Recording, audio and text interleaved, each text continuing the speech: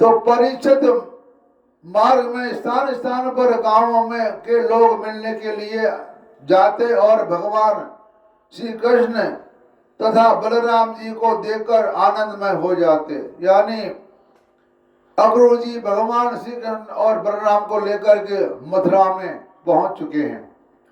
वे एकटक उनकी ओर देखने लगते, अपने दृष्टि हटा न पाते। नंद बाबा आदि ब्रजवासी से पहले से ही वहां पहुंच गए थे और मथुरा के बाहरी उपवन में रुककर उनकी प्रतीक्षा कर रहे थे।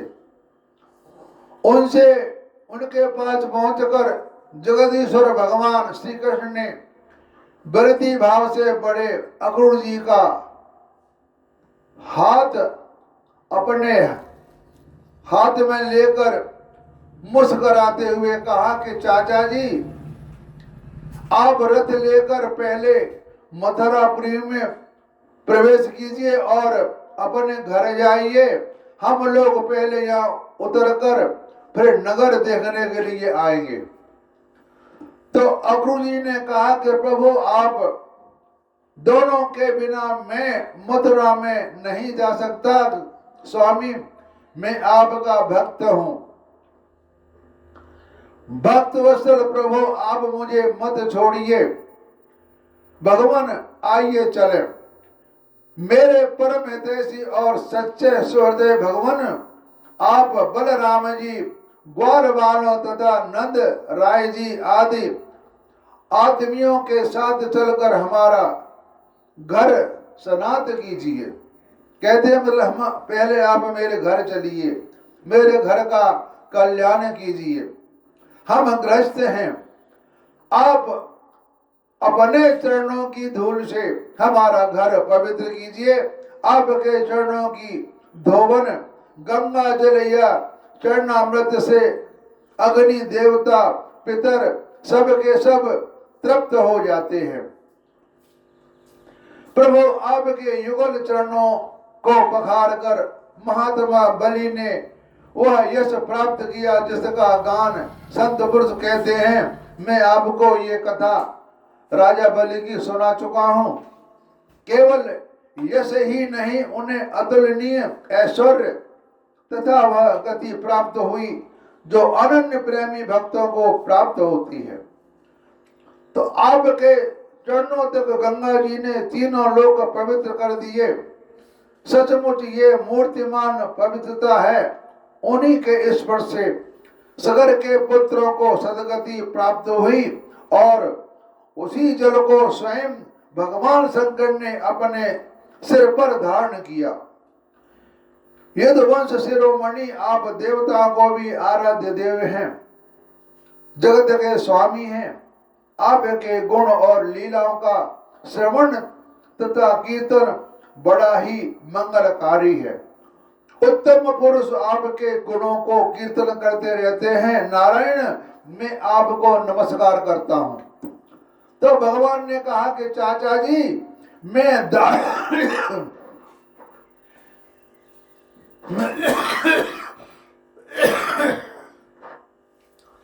भगवान ने कहा कि चाचा जी, मैं दाऊ भैया के साथ आपके घर आऊंगा और पहले इस यदुवंशियों के द्रोही कंस को मारकर तब अपने सभी सुहृदय स्वजनों को प्रिय करूंगा। भगवान कृष्ण ने कंस को पहली बार देखा और पहली बार ही उसका कल्याण कर दिया था। श्री सुखदेव जी कहते हैं कि परीक्षित, भगवान के इस प्रकार कहने पर अक्रूर जी कुछ अनमने से हो गए। उन्होंने पुरी में प्रवेश करके कंस से श्री कृष्ण और बलराम के ले आने का समाचार निवेदन किया और फिर अपने घर गए। दूसरे दिन तीसरे पहर बलराम जी और ग्वाल वालों के साथ भगवान श्री कृष्ण ने मथुरापुरी को देखने के लिए नगर में प्रवेश किया। भगवान ने देखा कि नगर के परकोटों में स्फटिक मणि मन बिल्लौर के बहुत ऊंचे ऊंचे गोपुर तथा घरों में भी बड़े बड़े फाटक बने हुए हैं। उनके सोने के बड़े बड़े किवाड़ लगे हैं और सोने के ही तोरण बाहरी दरवाजे बने हुए हैं। नगर के चारों ओर तांबे और पीतल की चार दीवारी बनी हुई है। खाई के कारण और कहीं से उस नगर में प्रवेश करना बहुत कठिन है। स्थान स्थान पर सुंदर सुंदर उद्यान माने बगीचे और रमणीय बगीचे बने हुए हैं। केवल स्त्रियों के उपयोग में आने वाले बीच में शोभायमान हैं। स्वर्ण से सजे हुए चौराहे, दरियों के महल, उन्हीं के साथ के बगीचे, कारीगरों के बैठने के स्थान पर प्रजा वर्ग के सभा भवन मतलब टाउन हॉल और साधारण लोगों के निवास गृह नगर की शोभा बढ़ा रहे हैं। परिचित वसुदेव नंदन भगवान श्री कृष्ण और बलराम जी के ग्वाल बालों के साथ राजपथ से मथुरा नगरी में प्रवेश किया। उस समय नगर की नारियां बड़ी उत्सुकता से उन्हें देखने के लिए झटपट अटारियों पर चढ़ गईं। किसी किसी ने जल्दी के कारण अपने वस्त्र और गहने उल्टे सीधे पहन लिए। किसी ने भूल से कुंडल, कंगन आदि जोड़ों से पहने जाने वाले आभूषणों में से एक ही पहना और चल पड़ी। जैसा जिसको बना वैसा ही वहां से वो सारी औरतें चल पड़ी। कोई एक ही आंख में अंजन लगाया था, दूसरी बिना अंजन के। कई रमणियां तो भोजन कर रही थी तो वे हाथ को छोड़कर चल पड़ी। वही हाल हुआ जैसे भगवान ने जब रास लीला की और वहां बंसुरी बजाई तो सारी गोपियां जहां का तहां अपना काम कर रही थी, वैसे ही छोड़कर उनके पास पहुंच गई। वही हाल यहाँ हुआ। जब भगवान मथुरा में पहुंचे तो वहां की नारियां और नर जो भी काम जैसा कर रहे थे उसको वहां ज्यों का त्यों छोड़कर उनके दर्शन के लिए पहुंच गई। मथुरा की स्त्रियां बहुत दिनों से भगवान श्री कृष्ण की अद्भुत लीलाएं सुनती आ रही थी।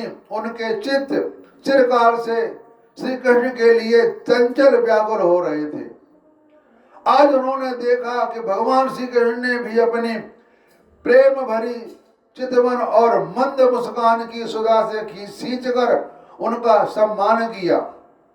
तो परिचित उन स्त्रियों ने नेत्रों के द्वारा भगवान को अपने हृदय में ले जाकर उनके आनंदमय स्वरूप का आलिंगन किया। उनका शरीर पुलकित हो गया और बहुत दिनों तक विरह व्याधि शांत हो गई। मथुरा की नारियां अपने अपने महलों को अटारियों पर चढ़कर बलराम और श्री कृष्ण पर पुष्पों की वर्षा करने लगी। उस समय उन स्त्रियों के मुख कमल प्रेम के आवेग से खिल रहे थे। ब्राह्मण, क्षत्रिय और वैश्यों ने स्थान स्थान पर दही, अक्षत यानी चावल, जल से भरे पात्र, फूलों के हार, चंदन और भेंटों की सामग्रियों से आनंद मगन होकर भगवान श्री कृष्ण और बलराम जी की पूजा की। जब हम किसी की पूजा करते हैं तो जल में चावल और तुलसी दल जरूर होना चाहिए। तो भगवान को देखकर सभी प्रवासी आपस में कहने लगे कि धन्य है, हम धन्य हैं। गोपियों के ऐसी कौन सी महान तपस्या की थी जिसके कारण वे मनुष्य मात्र को परमानंद देने वाले इन दोनों मनोहर किशोरों को देखती रहती हैं। इसी समय भगवान श्री कृष्ण ने देखा कि एक धोबी जो कपड़े रंगने का भी काम करता है उनकी ओर आ रहा है। भगवान श्री कृष्ण ने उससे धुले हुए उत्तम उत्तम कपड़े मांगे और भगवान ने कहा कि भाई तुम हमें ऐसा वस्त्र दो जो हमारे शरीर में पूरे पूरे आ जाए। वास्तव में हम लोग उन वस्त्रों के अधिकारी हैं, इसमें संदेह नहीं कि यदि तुम हम लोगों को वस्त्र दोगे तो तुम्हारा परम कल्याण होगा। तो परीक्षित भगवान सर्वत्र परिपूर्ण है, सब कुछ उन्हीं का है, फिर भी उन्होंने इस प्रकार मांगने की लीला की। तो परंतु वह मूर्ख राजा कंस का सेवक होने के कारण मत वाला हो रहा था। भगवान की वस्तु भगवान को देना है तो दूर रहा। उसमें क्रोध में भरकर आक्षेप करते हुए कहा, तुम लोग रहते हो सदा पहाड़ और जंगल में, क्या वहां ऐसे ही वस्त्र पहनते हो? तुम लोग बहुत उदंड हो गए हो, तभी तो ऐसी बढ़ बढ़कर बातें करते हो। अब तुम्हें राजा का धन लूटने की इच्छा हुई है। अरे मूर्खो, जाओ, भाग जाओ। यदि कुछ दिन जीने की इच्छा है तो फिर इस तरह मत मांगना। राज कर्मचारी तुम्हारे जैसे उच्छृंखल को कैद कर ले जाते हैं और मार डालते हैं, और जो कुछ उनसे उनके पास होता है छीन लेते हैं। ये धोबी कह रहा है भगवान से। जब वह धोबी इस प्रकार बहुत कुछ बहक बहक कर बातें करने लगा, तब भगवान श्री कृष्ण ने तनिक कुपित होकर, थोड़ा सा गुस्सा होकर उसे एक तमाचा जमा दिया और उसका सिर धड़ाम से धड़ से नीचे जा गिरा। यह देखकर उस धोबी के अधीन काम करने वाले सब के सब कपड़ों के गट्ठर वहीं छोड़कर इधर उधर भाग गए। भगवान ने उन वस्त्रों की ले लिया और भगवान श्री कृष्ण और बलराम जी ने मनमाने वस्त्र पहने लिए तथा बचे हुए वस्त्रों से बहुत से अपने साथी ग्वाल बालों को दे दिए और बहुत से कपड़े तो वहीं जमीन पर छोड़कर चल दिए। तो भगवान श्री कृष्ण ने और बलराम जब कुछ आगे बढ़े तब उन्हें एक दर्जी मिला। भगवान का अनुपम सौंदर्य देखकर उसे बड़ी खुशी हुई। उसने उन रंग बिरंगे सुंदर वस्त्रों के उनके शरीर पर ऐसे ढंग से सजा दिया कि अब वे सब ठीक ठीक फिट हो गए। अनेक प्रकार के वस्त्रों से विभूषित होकर दोनों भाई और अधिक शोभायमान हुए। ऐसे जान पड़ते हैं मानो उत्सव के समय श्वेत और श्याम गद शावक भली भांति सजा दिए गए हों। तो भगवान श्री कृष्ण उस दर्जी पर बहुत प्रसन्न हुए। उन्होंने उसे इस लोक में भरपूर धन संपत्ति, बल, ऐश्वर्य, अपनी श्रीमती और दूर तक देखने के सुनने से आदि की इंद्रिय संबंधी शक्तियां दी और मृत्यु के बादल के लिए अपना सारूप मोक्ष भी दे दिया। इसके बाद भगवान श्री कृष्ण सुदामा माली के घर गए। दोनों भाइयों को देखते ही सुदामा उठ खड़ा हुआ और पृथ्वी पर सिर रखकर उन्हें प्रणाम किया। फिर उनको आसन पर बैठाकर उनके पांव पखारे, हाथ धुलाए और इसके बाद ग्वाल बालों के सहित सबकी फूलों के हार, पान, चंदन आदि सामग्रियों से विधि पूर्वक पूजा की। इसके पश्चात उसने प्रार्थना की कि प्रभु आप दोनों के शुभ आगमन से हमारा जन्म सफल हो गया, हमारा कुल पवित्र हो गया। आज हम फिर ऋषि और देवताओं के ऋण से मुक्त हो गए। वे हम पर बहुत संतुष्ट हैं। आप दोनों संपूर्ण जगत के परम कारण हैं। आप संसार के अभ्युदय, उन्नति और निश्चय मोक्ष के लिए ही इस पृथ्वी पर अपने ज्ञान बल और अंशों के साथ अवतीर्ण हुए हैं। यद्यपि आप प्रेम करने वालों से ही प्रेम करते हैं, भजन करने वालों को ही भजते हैं, फिर भी आपकी दृष्टि में विषमता नहीं है। कहने का तात्पर्य यह है कि भगवान प्रेम करने वाले से ही प्रेम करते हैं और भगवान उनको भजते रहते हैं, फिर भी आपकी दृष्टि में विषमता नहीं, क्योंकि आप सारे जगत के परम हृदय और आत्मा हैं। आप समस्त प्राणियों और पदार्थों में सब रूप से स्थित हैं। मैं आपका दास हूं। आपने दोनों मुझे आज्ञा दीजिए कि मैं आप लोगों की सेवा क्या करूं। तो भगवान जीव पर आपका यह बहुत बड़ा अनुग्रह है, पूर्ण कृपा प्रसाद है कि आप उसे आज्ञा देकर किसी कार्य में नियुक्त करते हैं। तो राजेंद्र सुदामा माली ने इस प्रकार प्रार्थना करने के बाद भगवान अभिप्राय जानकर बड़े प्रेम और आनंद से भरकर अत्यंत सुंदर सुंदर तथा सुगंधित पुष्पों से गुथे हुए हार उन्हें पहनाए। जब ग्वाल बाल और बलराम जी के साथ भगवान श्री कृष्ण उन सुंदर सुंदर मालाओं से अलंकृत हो चुके, तब उस वरदायक प्रभु ने प्रसन्न होकर विनीत और शरणागत सुदामा को श्रेष्ठ वर दिए। यह वो सुदामा नहीं है जो भगवान का भक्त था, यह सुदामा तो एक मथुरा में रह माली जात का था। वो सुदामा अलग हैं और ये सुदामा जी अलग हैं। कहीं आप उनको समझ बैठे को वो इनके सगा थे, जो वो नहीं है ये। तो सर्वस्वरूप आपके चरणों में मेरी अविचल भक्ति हो। आपके भक्तों को मेरा सौहार्द मैत्री का संबंध हो और समस्त प्राणियों के प्रति अहेतुक दया का भाव बना रहे। तो भगवान श्री कृष्ण ने सुदामा जी को उसकी मांगे हुए वर तो दे दिए, ऐसे लक्ष्मी भी दी। वे वंश परंपरा के साथ साथ बढ़ती जाए और साथ ही बल आयु की तथा कांति का भी वरदान दिया।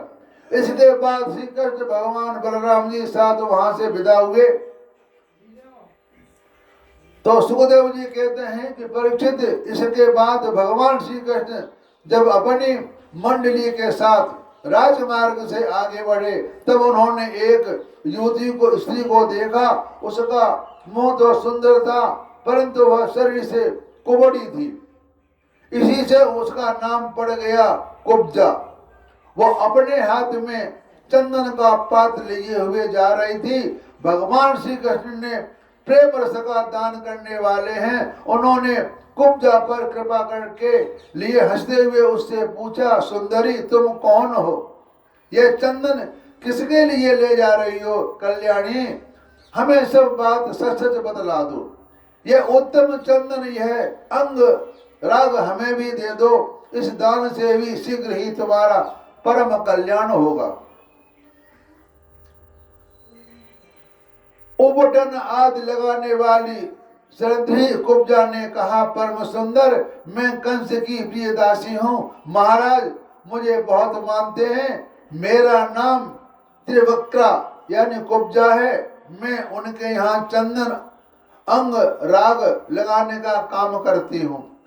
मेरे द्वारा तैयार किए हुए चंदन और अंग राग भोजराज कंस को बहुत भाते हैं, परंतु अब आप दोनों से बढ़कर उसका और कोई उत्तम पात्र नहीं है।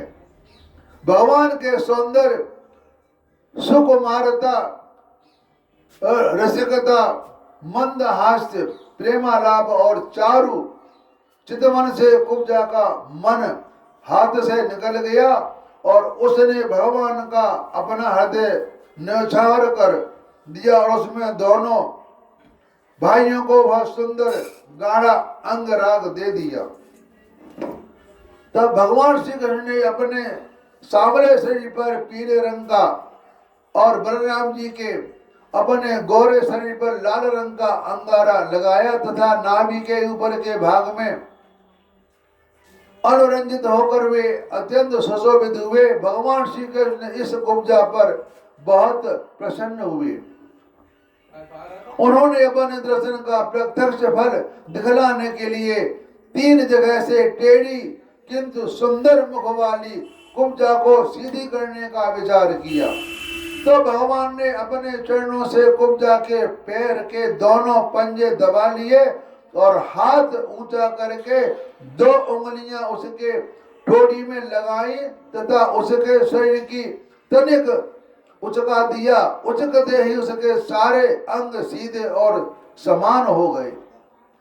प्रेम और मुक्ति के दाता भगवान के स्पर्श से यह तत्काल विशाल नितंब तथा पीन पैधरों से मुक्त एक उत्तम युवती बन गई। उसी क्षण कुब्जा रूप गुण और उदारता से संपन्न हो गई। उसने मन में भगवान के मिलन की कामना जाग उठी। उसने उसके दुपट्टे का छोर पकड़कर मुस्कुराते हुए कहा, वीर शिरोमणि आइए घर चले। अब मैं आपको यहाँ नहीं छोड़ सकती, क्योंकि आपने मेरे चित्त को मथ डाला है। पुरुषोत्तम मुझ दासी पर प्रसन्न होइए।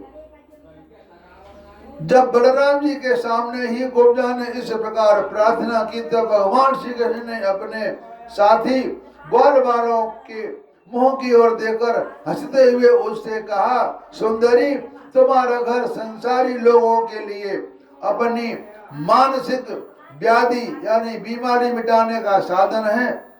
मैं अपना कार्य पूरा करके अवश्य वहां आऊंगा। हमारे जैसे बेघर के बटोइयों को तुम्हारा तो ही आसरा है। इस प्रकार मीठी मीठी बातें करके भगवान श्री कृष्ण ने उसे विदा कर दिया। भगवान बातें करने में तो बहुत ही चतुर हैं। वो हर तरह की बात कर लेते हैं और अपना काम भी कर जाते हैं। जो जैसा होता उसके साथ वैसा ही काम करके अपना काम करके दिखा देते हैं। जब वे व्यापारियों के बाजार में पहुंचे तब उन व्यापारियों ने उनका तथा बलराम जी का पाल फूल के हार, चंदन और तरह तरह की भेंट उपहारों से पूजन किया। उनके दर्शन मात्र से स्त्रियों के हृदय प्रेम का आवेग, मिलन की आकांक्षा जग उठती थी। यहाँ तक कि उन्हें अपने शरीर की भी याद नहीं रहती थी। उनके वस्त्र जुड़े और कंगन ढीले पड़ जाते थे तथा वे चित्र लिखित मूर्तियों के समान ज्यों के त्यों खड़ी रह जाती थी। जैसे एक कोई मूर्ति खड़ी होती है, ऐसे एकदम चुपचाप खड़े रह जाते थे। भगवान श्री कृष्ण ने रक्षकों के रोकने पर भी उस धनुष को इसके बाद भगवान श्री कृष्ण पूर्ववासियों ने धनुष यज्ञ का स्थान पूछते हुए रंगशाला में पहुंचे और वहां उन्होंने इंद्रधनुष के समान एक अद्भुत धनुष देखा। उस धनुष के बहुत सा धन लगाया गया था। अनेक बहुमूल्य अलंकारों से उसे सजाया गया था। उसकी खूब पूजा की गई और बहुत से सैनिक उसकी रक्षा कर रहे थे। तब भगवान श्री कृष्ण ने रक्षकों को रोकने पर भी उस धनुष को बरात उठा लिया। उन्होंने सबके देखते देखते उस धनुष को बाएं हाथ से उठाया और उस पर डोरी चढ़ाई और एक क्षण में खींचकर बीच बीच से उसी प्रकार उसके दो टुकड़े कर डाले। जैसे बहुत बलवान मत वाला हाथी खेल ही खेल में ईख को तोड़ डालता है, ऐसे भगवान ने उस धनुष को एकाएक दो हिस्से कर दिए। जब धनुष टूटा तब उसके शब्द से आकाश, पृथ्वी और दिशाएं भर गईं। उसे सुनकर कंस भी भयभीत हो गया। जब धनुष के रक्षक आताताई असुर अपने सहायकों के साथ बहुत ही बिगड़े। वे भगवान श्री कृष्ण को घेरकर खड़े हो गए और उन्हें पकड़ लेने की इच्छा से चिल्लाने लगे, पकड़ो, पकड़ लो, बांध लो, जाने न पावे, इसको पकड़ के मार दो। उनका दुष्ट अभिप्राय जानकर बलराम जी और श्री कृष्ण भी तनिक क्रोधित हो गए। उनको थोड़ी गुस्सा आ गई और उस धनुष के टुकड़ों को उठाकर उन्हीं से उनका काम तमाम कर दिया। उन्हीं धनुष पाखंडों से उन्होंने उस असुरों की सहायता के लिए कंस भेजी हुई सेना का भी संहार कर दिया, सबको मार दिया।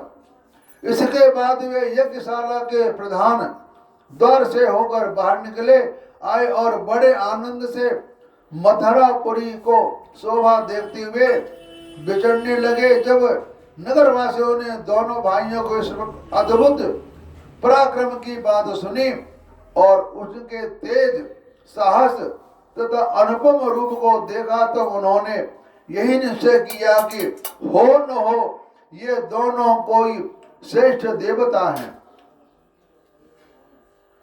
इस प्रकार भगवान श्री कृष्ण और बलराम जी पूरे स्वतंत्रता से मथुरापुरी में विचरण करने लगे।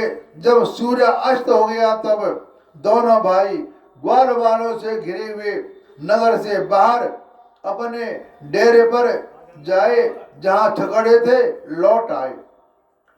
तो तीनों लोकों में बड़े बड़े देवता चाहते थे कि लक्ष्मी हमें मिले, परंतु उन्होंने सबका परित्याग कर दिया और न चाहने वाले भगवान का वर्ण किया। उन्हीं की सदा के लिए अपना निवास स्थान बना लिया। मथुरा वासी उन्हें परभूषण भगवान श्री कृष्ण के अंग अंग का सौंदर्य देख रहे थे। कहने का मतलब यह है कि जब भगवान वहां पर अपने डेरे में थे तो तीनों लोग के बड़े बड़े देवता चाहते थे कि लक्ष्मी हमें मिले, परंतु उन्होंने उसका परित्याग कर दिया। मतलब इस समय किसी ने लक्ष्मी को नहीं मांगा, उन्होंने श्री भगवान के दर्शन की इच्छा की है। उनका कितना सौभाग्य है। ब्रज में भगवान की यात्रा के समय गोपियों ने विरह दूर होकर मथुरा वासियों के संबंध में जो जो बातें कही थी वे सब अक्षरश सत्य हुई। सचमुच वे परमानंद में मग्न हो गए थे।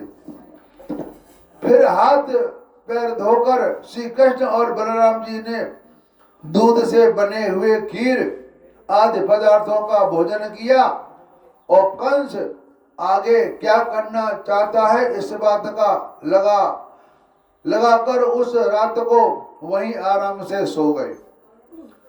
जब कंस ने सुना कि श्री कृष्ण और बलराम धनुष तोड़ डाला, रक्षकों को तथा उनकी सहायता के लिए भेजी हुई सेना को भी संहार कर डाला और यह सब उनके लिए केवल एक खिलवाड़ ही था,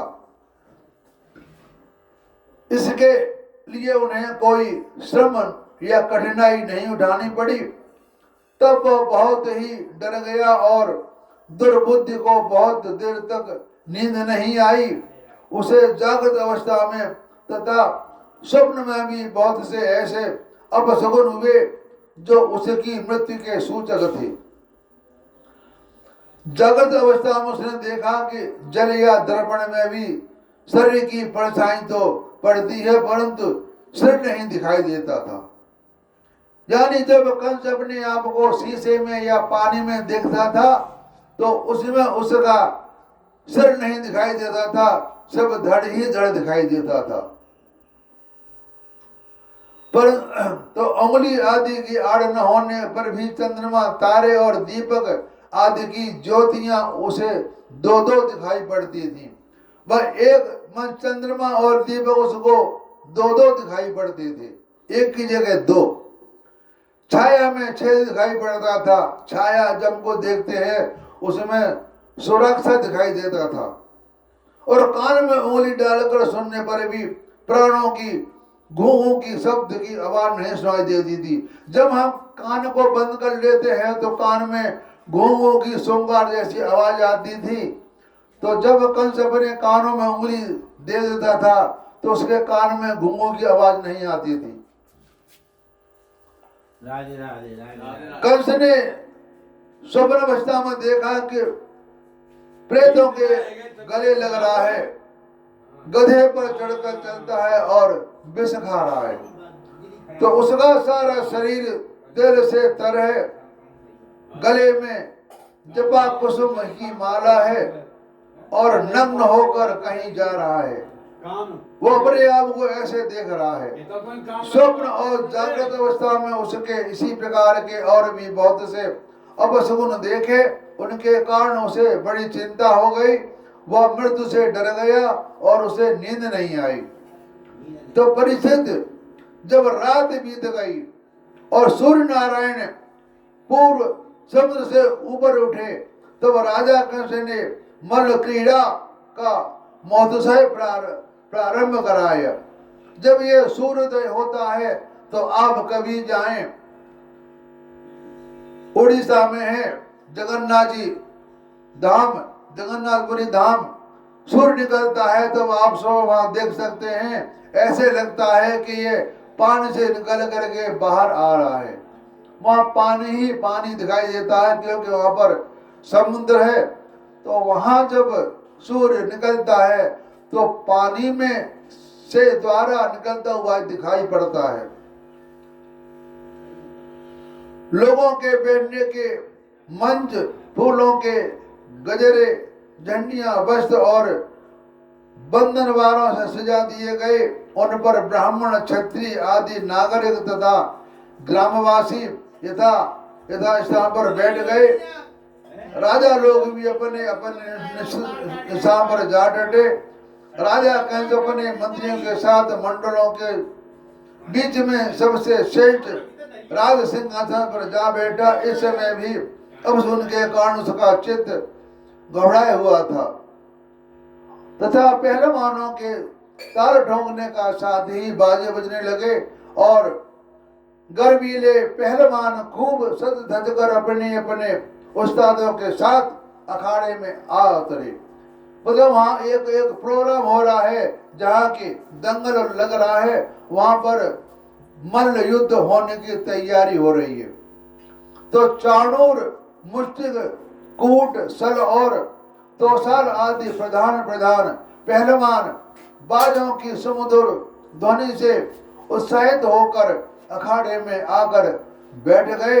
इस समय भोजराज कंस ने नंद आदि गोपों को बुलाया और उन लोगों के आकर उसे तरह तरह की भेंटें दी।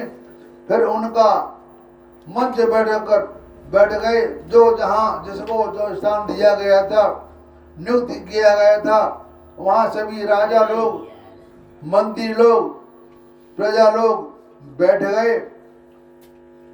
इसके बाद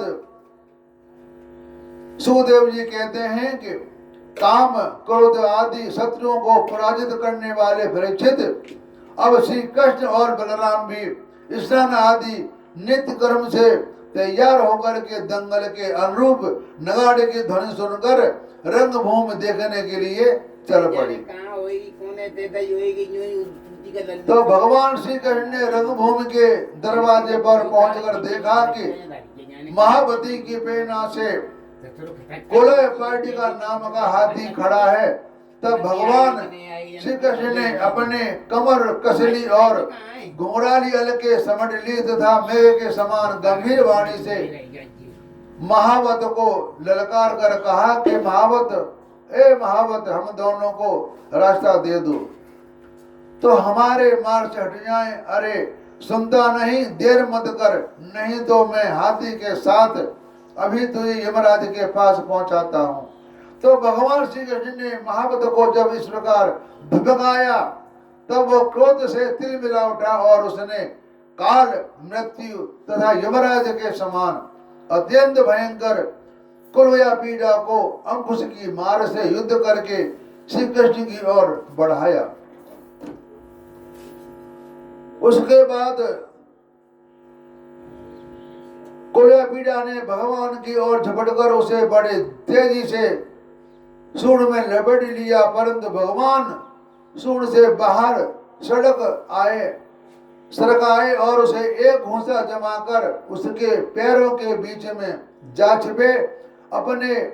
उन्हें अपने समान देखकर कुवलया पीड़ा को बड़ा क्रोध हुआ। उसने सूंघ कर भगवान की अपनी सूंड से टटोल लिया और पकड़ा भी, परंतु उन्होंने बलपूर्वक अपने को उससे छुड़ा लिया। इसके बाद भगवान उस बलराम हाथी की पूंछ पकड़कर खेल खेल में उसे ऐसे ही हाथ का पीछे घसीट लाए जैसे गरुड़ सांप की घसीट लाते थे। उस समय इनकी लंबाई करीब 83 या 100 फुट की होती थी।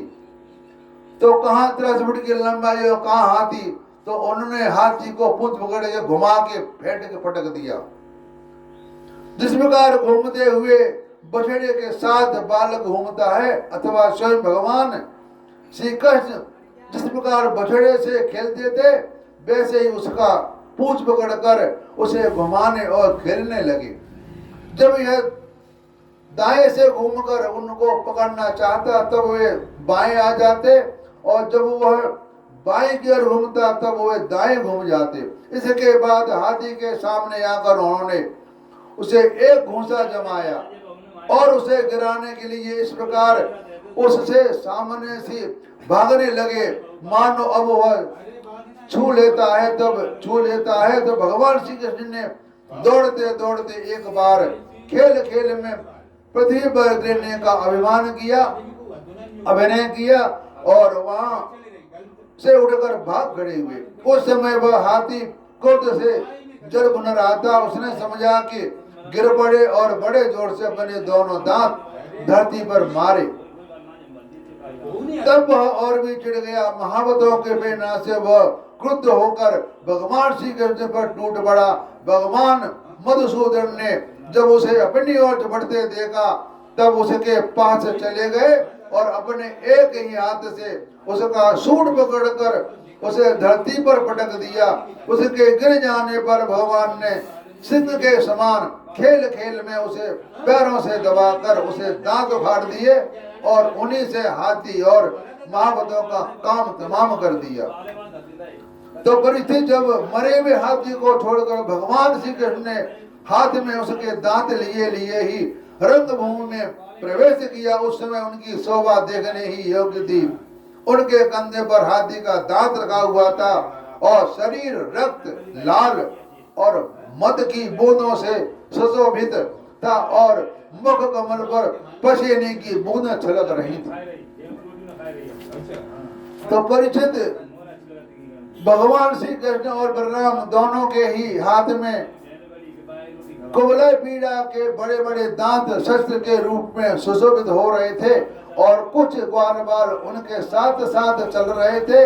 इस प्रकार उन्होंने रंगभूमि में प्रवेश किया।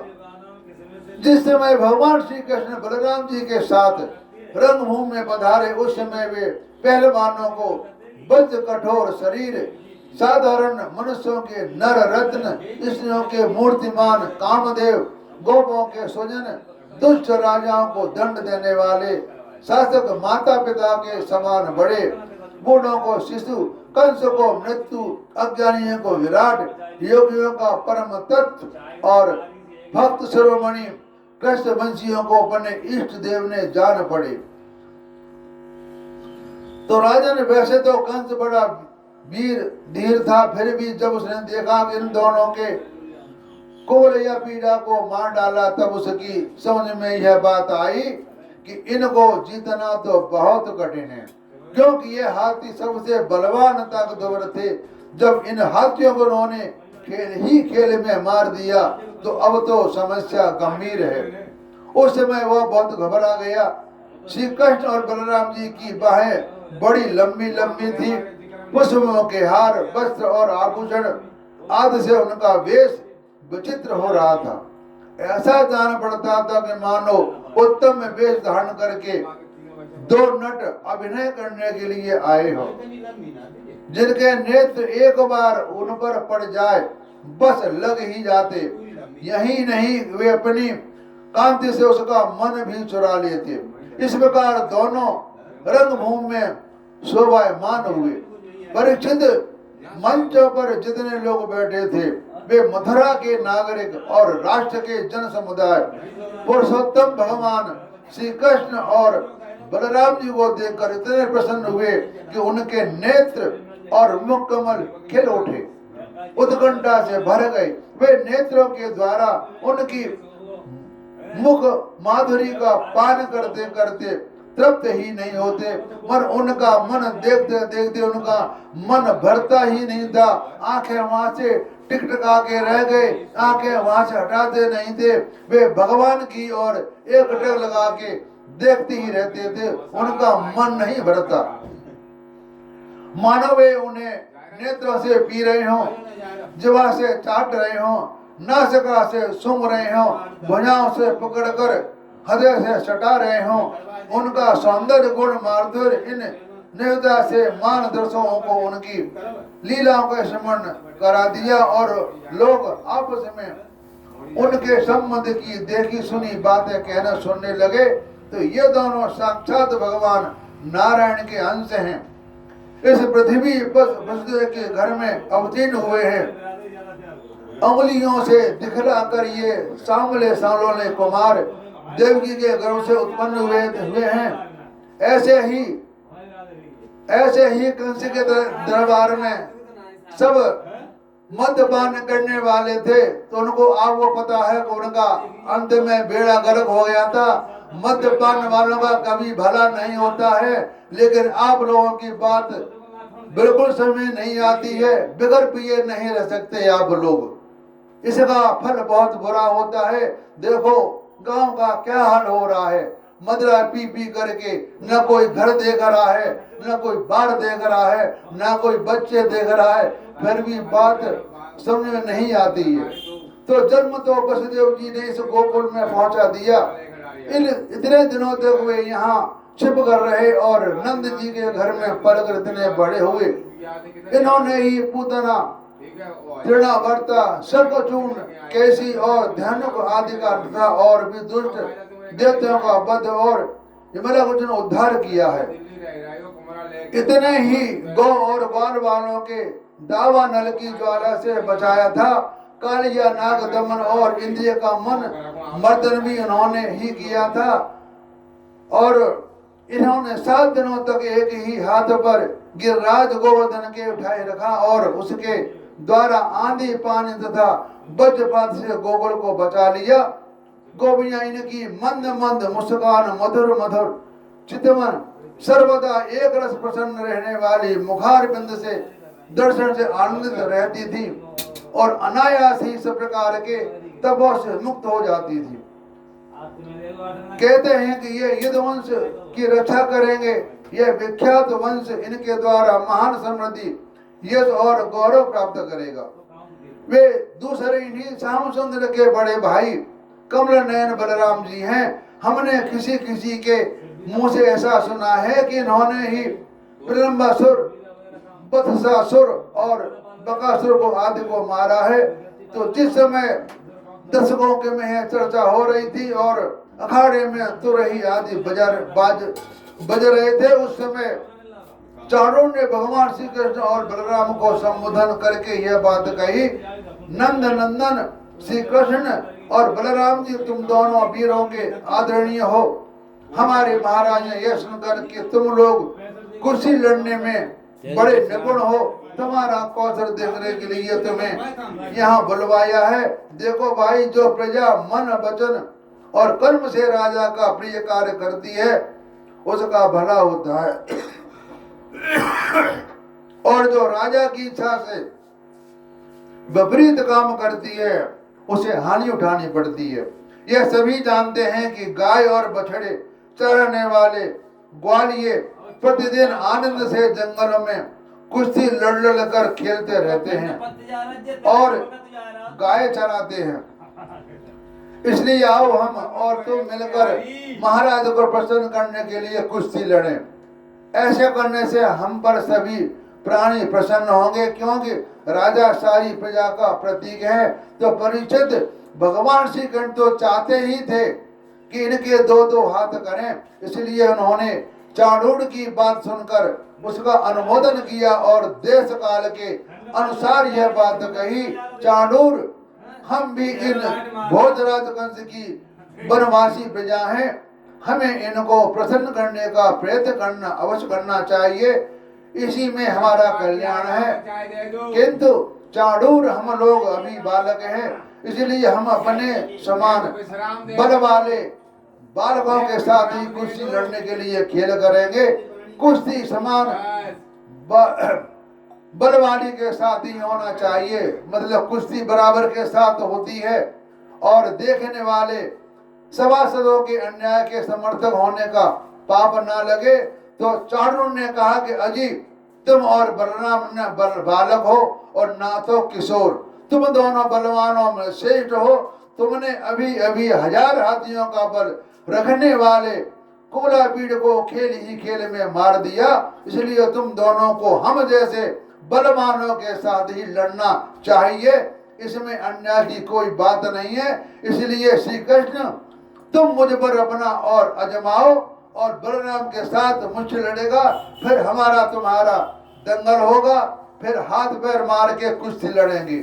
आगे की कथा में अगले वीडियो में सुनाऊंगा। इस कथा को मैं यहीं पूरा कर रहा हूं। हरिओम तत्सत। पानी में डूबे